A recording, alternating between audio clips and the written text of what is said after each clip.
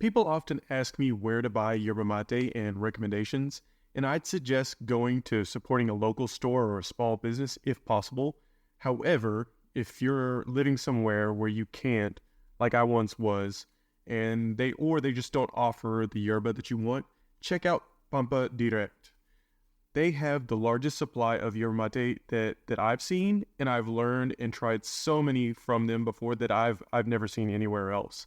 But not only yerba, they also have dulce de leche, alfajores, shirts like jerseys, games and snacks like chocolinas, which is one of my wife's favorite cookies. And I found some really great recommendations on there for beginners, such as Don Eregi, which is something I learned about by just trying different stuff there. And also some of my personal favorites, which is Pipore and Aguantadora Despalada. They have great customer service that speaks English, and in fact, they shipped me another package of yerba for free after they had mixed up one of my orders.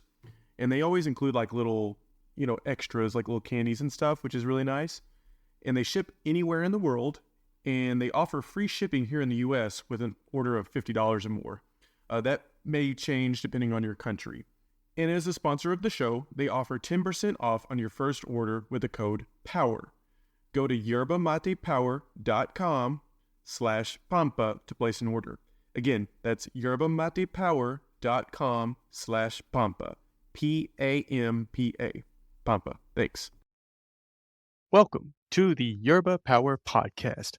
I'm Devin, your host of the Yerba Power Podcast, where we share the power of yerba mate with the world. Got a special episode today talking about travel tips traveling with yerba mate, and I reached out to two experts. One is very excited to introduce Frank Martin. I found him in Yerba Mate Underground, which is a group on Facebook that has a wealth of information, experts and stuff on there. Great people. I reached out to Frank because he works in an airport, Salt Lake City. And so kind of like, how do you get through security and all that stuff? So he addresses some of those issues. I also have a returning guest, Jeff from Yerba Travels. We do a talk about our recent trips, as well as kind of some tips and tricks, things we've learned about traveling with yerba mate. So first, I'll introduce you guys to Frank and his questions I asked him and his response, which is golden. Then later, Jeff and I will talk on the video. This will all be up on YouTube. I'm working with some stuff, so hey, if it's audio will be good because that I got a hang of. Video, I'm still working on it, but I hope you guys like this. Check it out on YouTube, Yerba Mate Power. Like, comment, subscribe, all that great stuff. No, I plan to do a lot more of these things, trying to make a video kind of format to kind of let you guys, I guess, see my face and meet the people behind the scenes and kind of that stuff. Plus, it's just fun, I guess. I mean, it's just an extra layer, and I hope people find a lot of value in that. So, that's my intro. Enjoy the episode. Thanks for having me on your podcast today. I started drinking mate when about 7 years ago. I was at a cafe with a friend, and I see this lady with a beautiful calabash of like silver ornate. Probably you're wearing. I'm like, wow, what is that? And I was like, don't go over, Frank. Of course, me being me, I went over, and I said, what is that? She didn't speak English. I didn't speak Spanish. She said, mate. I'm like, what? Yerba mate. So I said, all right, I'm all into that. And she smiled. So I went online, looked it up. There's a store about 5 minutes from my childhood home. Ever since I've been hooked. Another question I got was, how do you connect people with mate? Mate is all about connection. It's a social drink. Like, sure, coffee, you drink it in the morning, talk about your day, yeah, but mate is different. It's a bond you make with someone. Like, it happens all the time. I work at the Salt Lake International Airport, and I drink Ture cold mate all day. And people constantly ask me, what is that? Are you smoking marijuana? No, I'm not. It's things like that. So I was going through security, and there was this man, and he's like, to the left. He smiled. I'm like, oh, God. So, all right. He goes, is that mate? I go, yeah, how do you know? I'm from Ukraine, but I met people who drink it. I said, oh, wonderful. And then every time when I'm doing the scan, he goes to the left. I'm like, oh, come on, man, get to work. And we laugh, we talk, we become friends. It's really cool. And we talk. So it's really nice. It's really a social drink. You meet so many people. Oh, traveling with yerba mate in the airport. That's a very loaded question. Because you could travel in the Beijing airport, Dublin, Santiago. It really depends. But I work in the Salt Lake City airport in Utah, in America. It's pretty simple. If you have mate, put in an unopened package. I prefer, and just to be safe.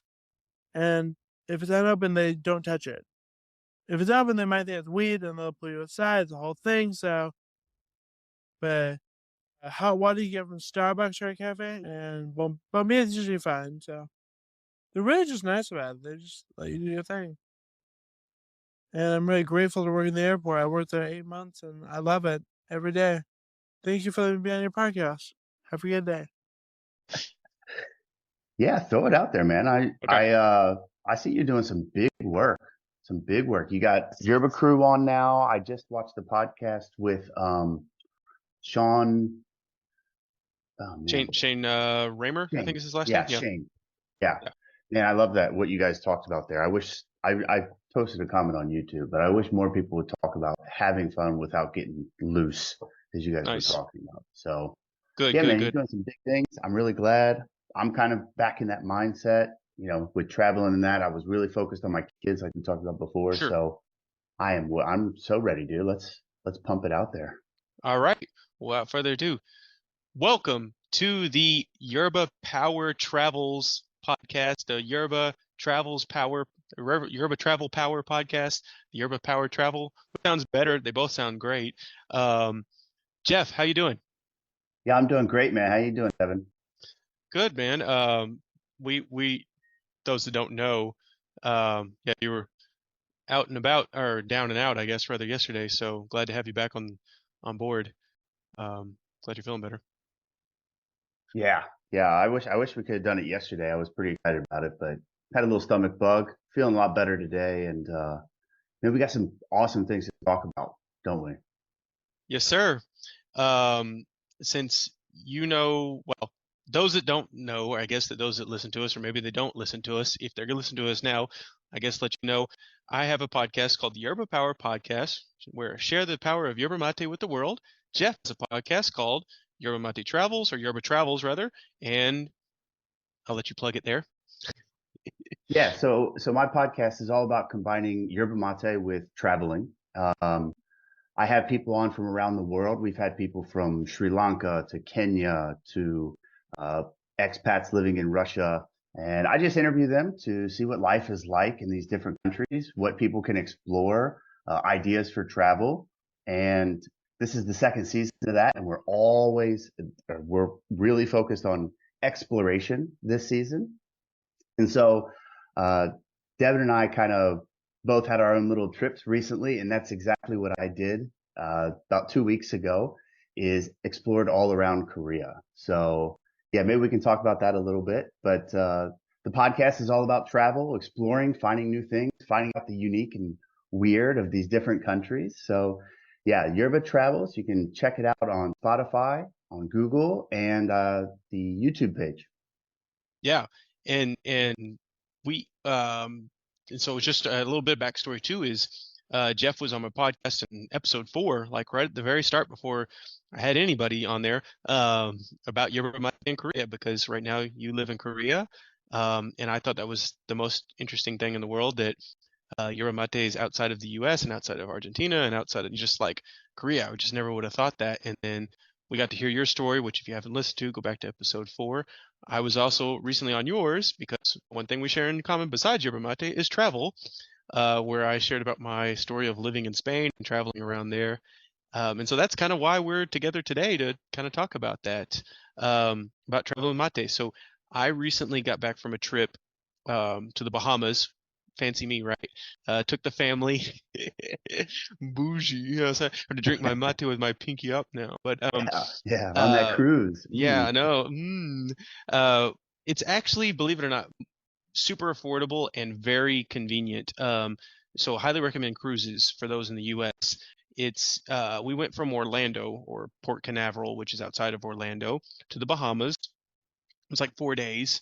All 4 of us, so brought the kids. We all shared a room, which actually worked out well, believe it or not. You think that would be chaos and a bad idea, and at the time it that kind of sounded like it was, but all worked out well. There's daycare and stuff included. All the meals are included, entertainment, everything. So it's a great time.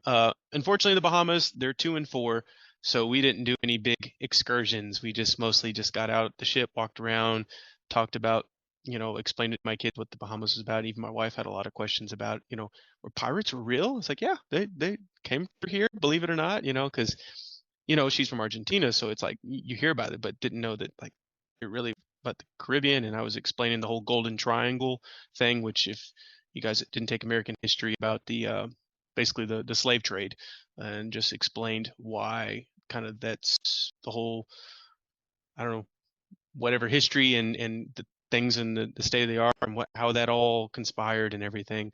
So I guess that's pretty much it in a nutshell. But I did want to mention, and with Mate and travel, so did drink mate on the ship. So plus for us there. Just brought a regular old stainless steel mate and had some yerba ready to go, with thermos, everything. Um, so I didn't drink with anybody else other than my wife, so no other cool stories there. I don't know about you, and maybe you can tell about your trip first. And maybe we'll segue back to it. The hardest thing for me is just finding hot water.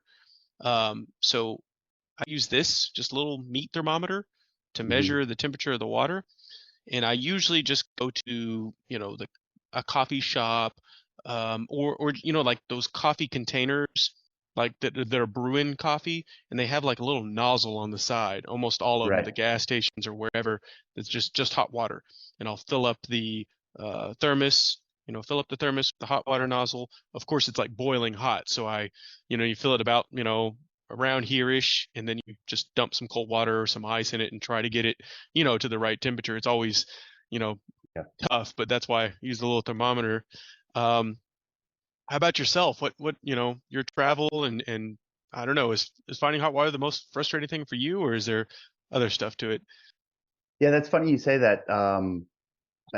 Actually, during the travel that we just took recently, I had to do the same thing. I had to run into a convenience store and um, get the big hot water on there, and I had to fill it up. So I did the same thing. So one thing that I like to do is when I take my thermos out, I'll fill it about 3/4 of the way up with boiling water, things that are like 90 degrees Celsius or something, which is extremely hot. So about half to 3/4, and then I'll put some ice water or some cold water in there. And what I like to do when I do that is what I do the hand test.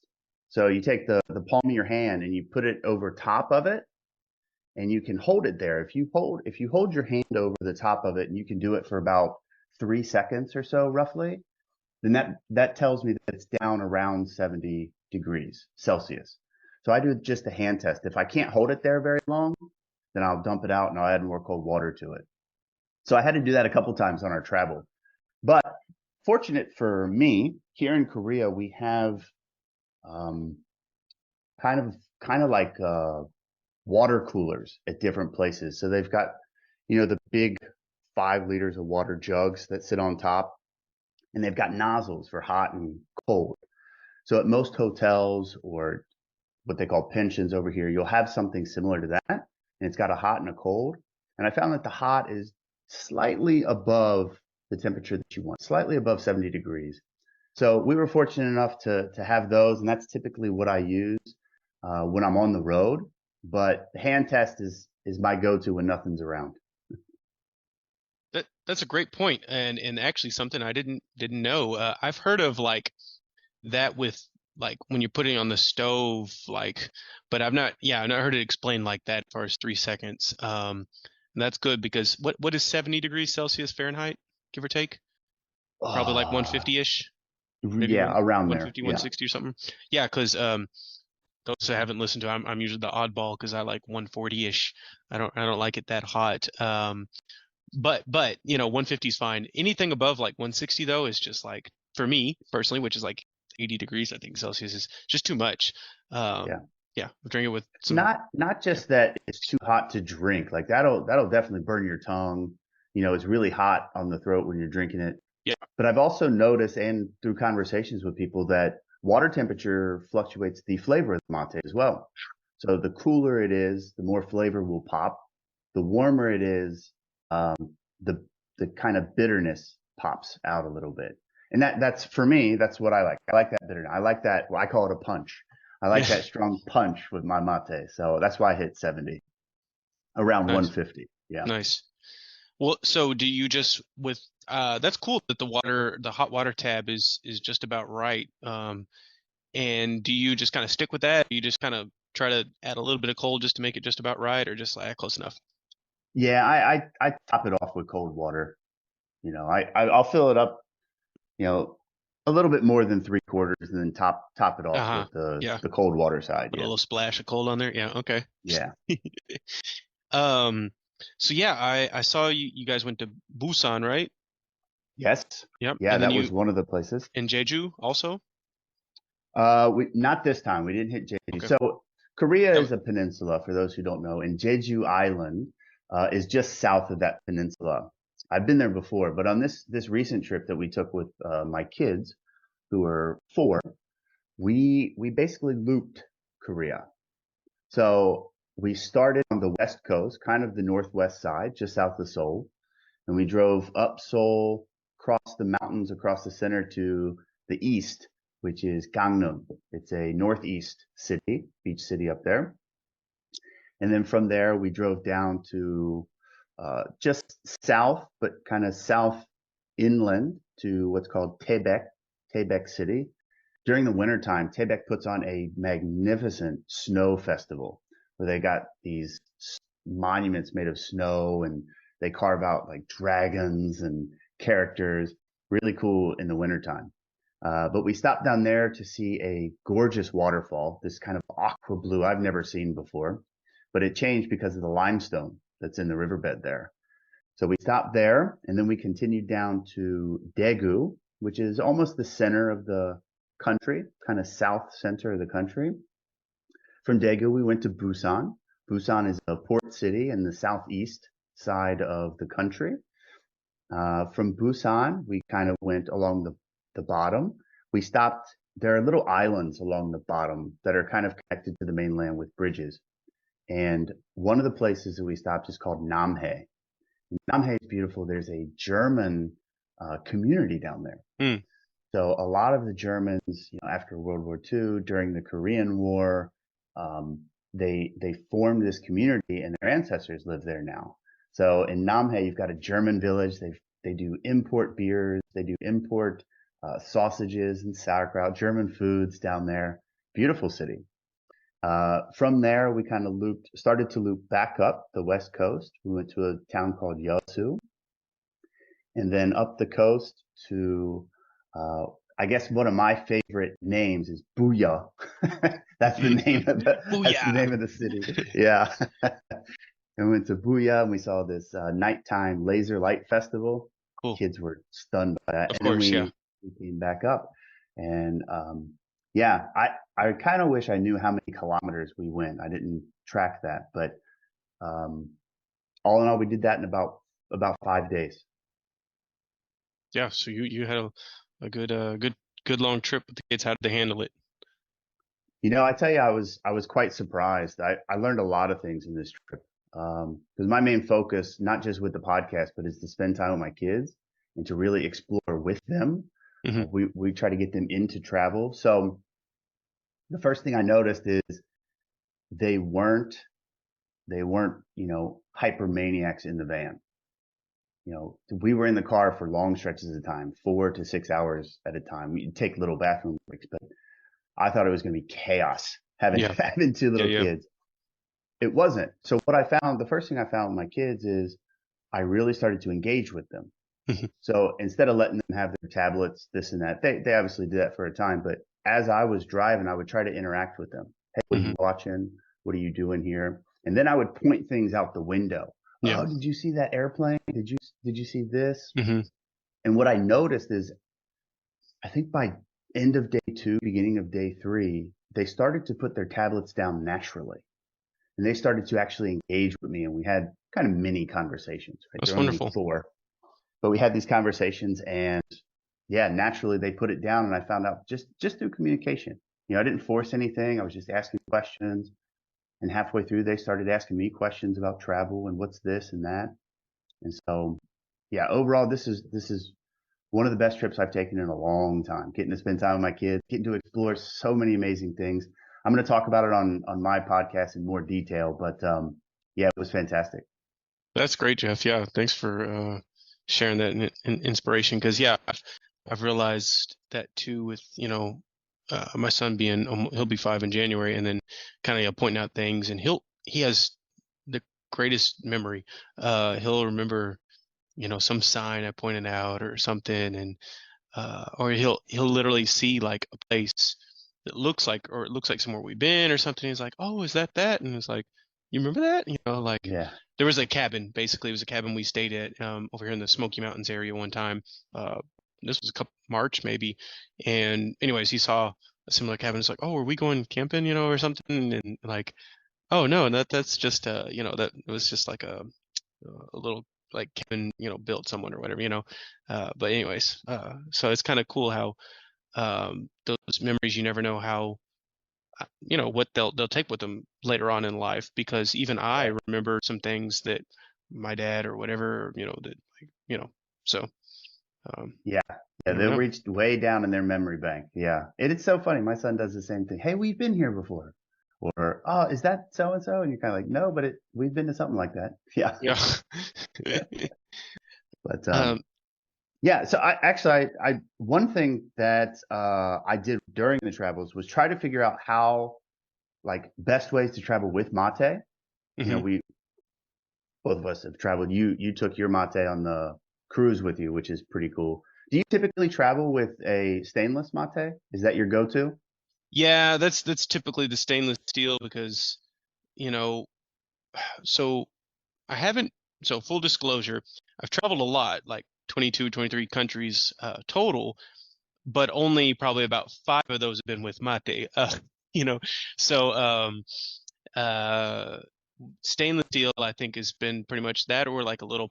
I had a little plastic one. I don't know if I still have it. Just like just a little plastic cup, basically. Because glass, obviously, or ceramic, I'm afraid of breaking it, and then of course the Hmm. calabash, I mean, the same thing. So stainless steel is pretty much the easiest option to not worry about breaking it or dropping it, or just throw it in the bag or whatever. Obviously cleaning it as well and all those other Yeah. things, which I need to get a silicone, which people have told me about, and that's one you have, correct? You have a Yeah, I silicone do. one. Yeah. Yeah, Is I do. Do you typically travel with the silicone one, or do you um, give or take, or what? Yeah, give or take, they're fantastic for travel. Actually, the Mhm. silicone ones, whether it's, a day hike or you're taking a long trip, going on a cruise or traveling around a country, whatever, they are fantastic for that for a couple of reasons. One, they're easy to use. Uh, they're also easy to clean, very Mhm. easy to clean. You kind of just wipe them out, Yeah, rinse I've them heard you out, and literally dump just it. dump it, like not even scrape it, just dump it. Like, Yeah, pretty much. And I don't know about the newer ones. The one I have is a bit older. I'll hold it up if anybody's watching. oh, I haven't seen anything Um, like that. Yeah. Yeah, it's kind of bottlenecks at the top. It's got a fat bottom, but yeah, the new ones are more like the calabash gourds, where they're wider base and wider mouth on them. Mm. But I really like this one because I guess it's plastic, kind of makes a good hold. The silicone doesn't get over hot, but it gets warm Hmm. as you drink it. So it's really good in the wintertime when you want to hold it, but not so much in the summer. So I like this one particularly because it's not a handle, but it's got like a grip on it Oh, okay. that you can Does it hold. does it kind of squish and malleable? Is So it, or no? yeah, the bottom Oh, squishes. The okay. Wow. Okay. top's pretty firm. Can't really do Ah, much. interesting. Yeah, and another thing, I also have a couple stainless ones and I like them, but I have chopped them and it nicks them a little bit. You get little scratches. Sure. It adds character to me. I like it. Other people don't, right? Mm. But the silicones don't, right? You can drop them, hit them. I Yeah. mean, I've dropped this one a couple times, and even the plastic grip part hasn't had any damage, but whatnot. So Easier to pack in a bag for airplane, I imagine too. yes, and smaller, right? They take up Yeah. less space. If Sure. they do get kind of crushed or whatever, they're gonna go back to their normal form, normal shape. Um, so yeah, I really like that. I really like it. But with that, I don't know what you travel with, but I typically travel with a spoon bombilla, and I Pretty much all the bombillas I have are pretty much spoon. And I have some of those like corkscrew ones that those are kind of actually hmm my favorite, but I only have. yeah. I usually just kind of grab whatever to be honest, but yeah, typically a spoon bombilla. Yeah. Yeah. So I like these in particular because it kind of creates a bit of space naturally, Hmm. right? So the water gets there, less clogging with those. Yeah. Um, yeah, and typically the spoon ones can come apart. You can get Yep. the mouthpiece and the spoon off. So I really like those. But yeah, I just wanted to say that the coil ones too. So Coil. That's the word I especially was. Yeah. Hmm. yeah, especially with the silicone. I like the coil. I don't know why. It seems to work really well. Maybe it's the design of this one, the Hmm. bottleneck and the wider bottom. But the coil one works really well with this too. So yeah, those are my go-to when I have the silicone, either a spoon or a coil. The silicone one that I keep seeing, I guess maybe on Amazon. I don't know where, but it kind of looks almost like a little bowl or a little, I don't know, like an orange, a hmm fruit basically. It's a really round shape, and it has kind of like a notch in the top for the bombilla to sit, and it kind of is kind of like cut in half, and then this part kind of supports the bombilla. If Yeah, I'm doing a bad demonstration with my hands, but maybe put a link in here or the somewhere. magic But show. Whew. yeah, he does this thing. Maybe put a link Funny. down below somewhere. But that's the one I've normally seen, and to me, to be honest, like it seems like it would be so flimsy. Like, can I even hold it? Would it just like fall apart? Would I just drop it? You know what I'm saying? Like I set it down, it just kind of collapses and hot water goes everywhere. But Mm, I guess yours is obviously a little bit different. And I like how it's like firm on the top. Yeah, mhm. that's I think, like you said, a good grip. But yeah, I've definitely heard good things about traveling with that. With little plug, if you have other comments or questions or things about silicon mates or traveling mates that you recommend or questions about those, leave those in the comments below for us. We're always, welcoming feedback because it helps us to do better. It's something that kind of like, so I'll just let the cat out of the bag. Jeff and I, with our little, podcasts together and kind of trying to build a community. We're going to call it Yerba Mate Ambassador, unless that's copyrighted somewhere. But we're going to build a little, trying to work to get a Yerba Mate community together. And we don't know what that looks like just yet, but we're figuring it out. And the more the merrier. We're trying to literally make this accessible for everyone, throughout the world. And kind of like why we both are world traveling and everything, just making this accessible for everyone. And I guess with that being said, um, you it's okay. Like you don't have to have a silicone mate. You could just have a cup or anything. I guess trying to make it more accessible too. If that's fair enough to say. Yeah, absolutely. I mean, I've been, sometimes you're in a rush to get out the door and you don't pack something. I've learned to pre-pack my my mate and yerba and everything now, but sometimes you're out the door and one thing I always keep a bombilla in my bag. So when I'm out the door, I can always get a cup somewhere where there's a glass cup at a hotel, whatever. Pro So tip. I always at least have that. I always have that in mate in there. I don't always keep the gourd in there. Maybe I should. I should just keep my own kind of full kit. But yeah, you get out the door, you go, and I like that the freshness. Yeah, I mean, that's actually, like I said, pro tip. I mean, I've got plenty of bombillas. I think anybody that has drank mate for more than a year or so, you get three bombillas with, the set. So you've already got more than you need. There's no harm in keeping one bombilla and, at work or at somewhere else, and at very least, yeah, like you said, hey, copy, coffee cup. That's what I was trying to say. Paper coffee cup. As Yeah, long as you got some yerba, which I guess that's the first thing is having some yerba and bombilla, and then you're good right, to go, pretty much. right. I guess it's still the struggle of finding hot water, but if you're in Korea, you just use the hot water nozzle. So, Yeah, quite fortunate. but yeah. Yeah. Um, well, cool. Anything else, I guess, to let our listeners know about or things we want to talk about while we got a few more minutes? Yeah, I want to now the cat's out of the bag a little bit. I just want to tell the listeners, yeah, we're trying to build a community for you. So this ambassadors group is what we're trying to do, and we're trying to get people to be part of, to share information about Yerba Mate, whether it's talking about what types of gourds, type of bombillas.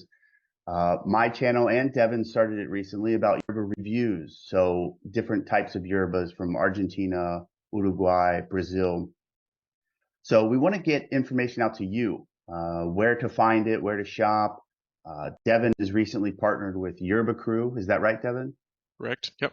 Yeah. So we're just trying to get information together to you.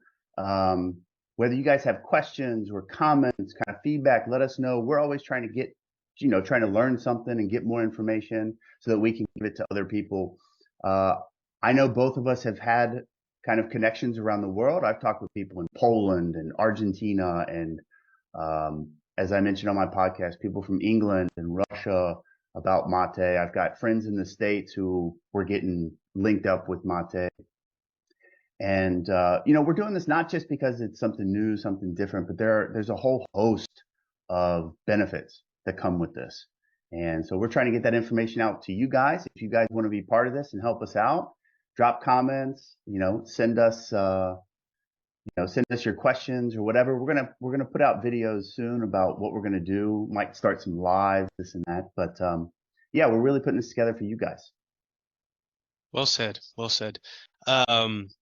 Yeah, I'm sure the same goes for you, Jeff.